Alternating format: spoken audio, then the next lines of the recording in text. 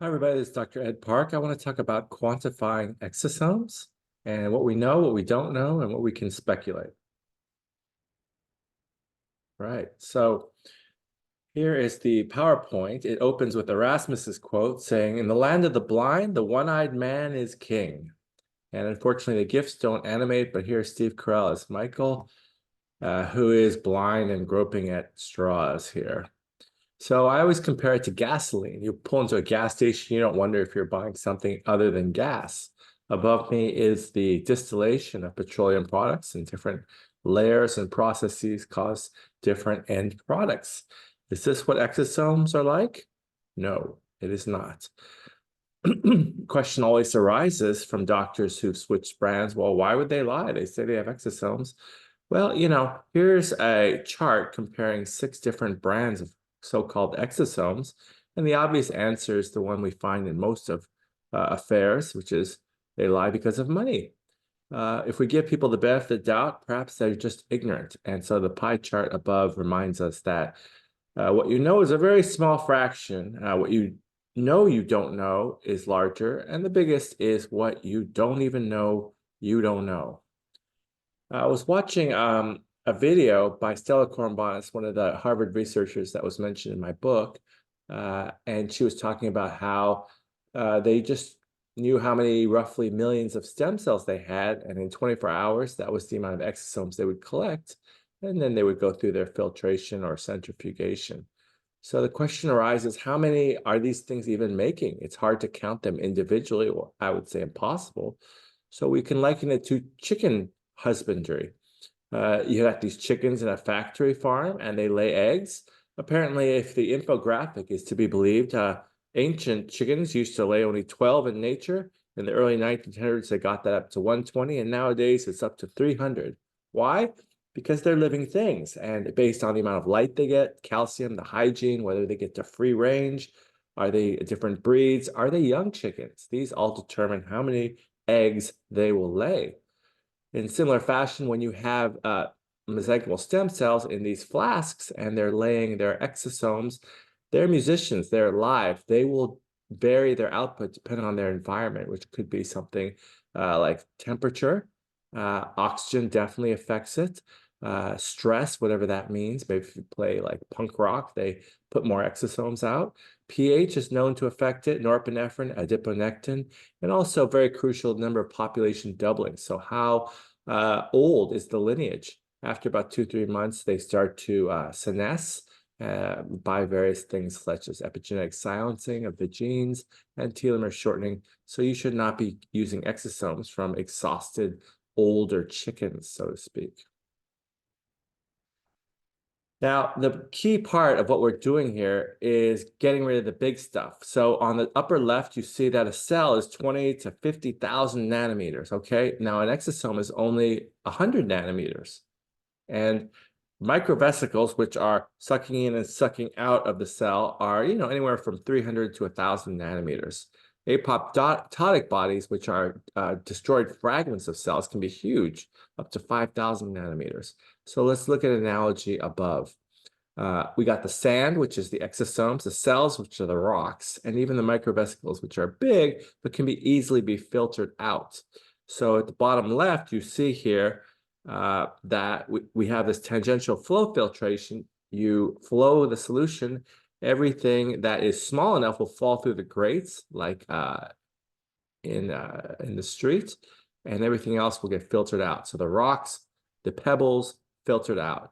And if you like sushi, it's more like flying fish eggs, or tobiko is above me. Those are tiny eggs. We don't want the big eggs, which are the microvesicles or the ikura, and we don't want the salmon, of course.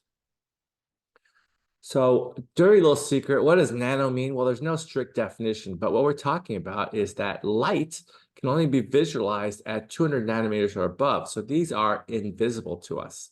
Now, electron microscopy uses a different technology. It's not actually using light per se, but optical microscopy can only go to 200 nanometers. So how do we see these? Well, everyone in the business uses something called a nanosite.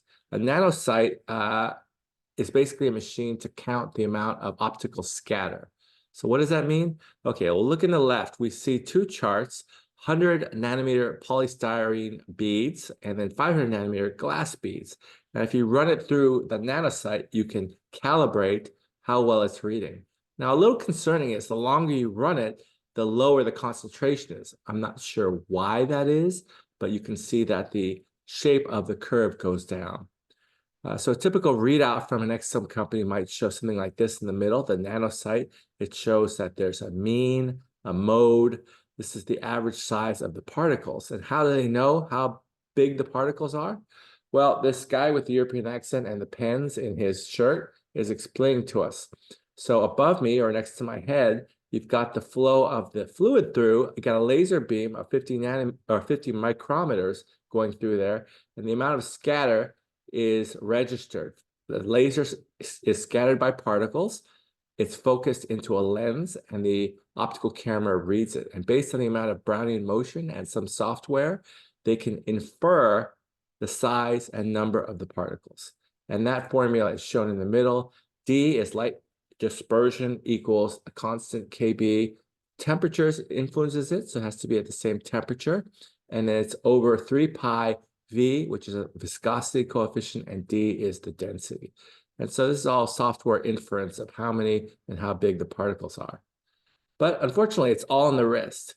What do I mean by that? Meaning if you change the parameters of your counting, the sensitivity, you can take even distilled water and count from 0 particles to trillions of particles by changing that sensitivity and by being more inclusive of the area under the curve. When we look at real electron microscopy, which again is not optical, it's electron-based, we see that the canonical size of exosomes for various physiological or geometric reasons is pretty constant at 30 to 150 nanometers. I remember talking with one of the founders of an exosome company, showed me his nanosite, and it was 300 to 400 nanometers. And he said, well, bigger is better, just do the math. And I thought, okay, that makes sense. But then I looked at the literature and nobody was saying that real exosomes are that big. So he's probably got microvesicles, maybe even apoptotic bodies in his brew. So how do we know how many exosomes we're buying? Well, unfortunately, we have to rely on Tevia's tradition. It's tradition, as in Fiddler in the Roof. In my experience of over 5 years, the product has always been clear. When we thaw it, that means there's no optically visible particles. It's nano, so it's clear. The potency has been predictable. I presume that they have the same scientists, the same process, and that they're doing the same thing, unless they're not, which I have to believe. So, like Steve Carell says in this, I don't know. I do know that it's a single donor pre-COVID, tested for 47 infections or so. They do always have the CD63 and 81 markers, which are MSC exosomes, and the BAU or biological activity unit is always high. One question I've never gotten answered, does anyone use centrifugation for size inclusion? Well, it's very easy to exclude big stuff, but if you spin something, you can get the denser, smaller stuff to precipitate below. Does anybody just go for that sweet spot of 30 to 150 nanometers and make sure they're getting pure exosomes? Maybe not. But I have the strong suspicion based on the next slide that most of the competitors are just using conditioned media. So there are tons of particles in conditioned media, and we don't really know what they are. So let's talk about what we do know.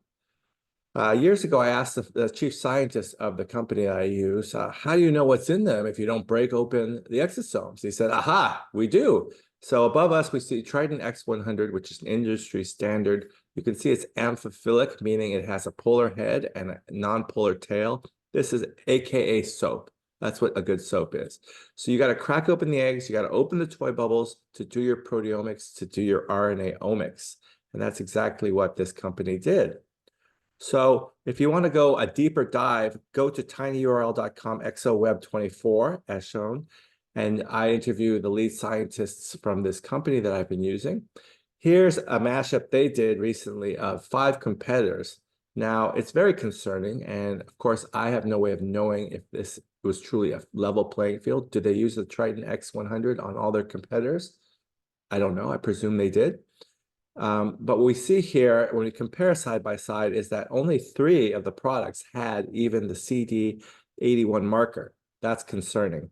When you look at the concentration of exosomes, by HPLC, or high throughput liquid chromatography, the industry standard for detection. There was 100 times more exosomes in this product than the others, which had 1.6, 1.9, and 1.7. Now, that's micrograms per milliliter.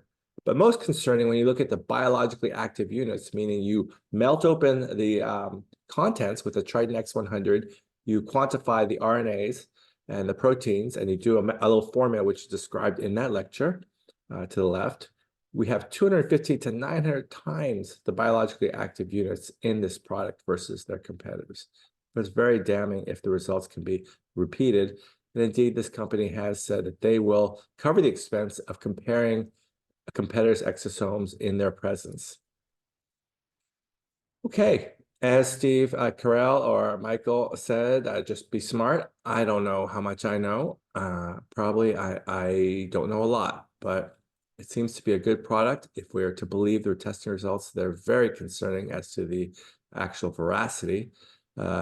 One doctor I had come back to our brand, not my brand. I don't have a fiduciary relationship with them per se, but she had been using, and I've met many doctors that have switched out and come back, and it's just a better, more predictable result, perhaps because the other brands are mainly just conditioned media.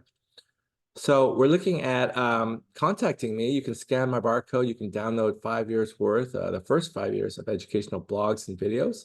My contact info is there at www.ovu.me/Edward Park. Sign up for my newsletter at rechargebiomedical.com. My YouTube channel is drpark65. You can subscribe. Email me at that email and pick up a copy of my audiobook. I describe pretty well what exosomes are and how they can help you.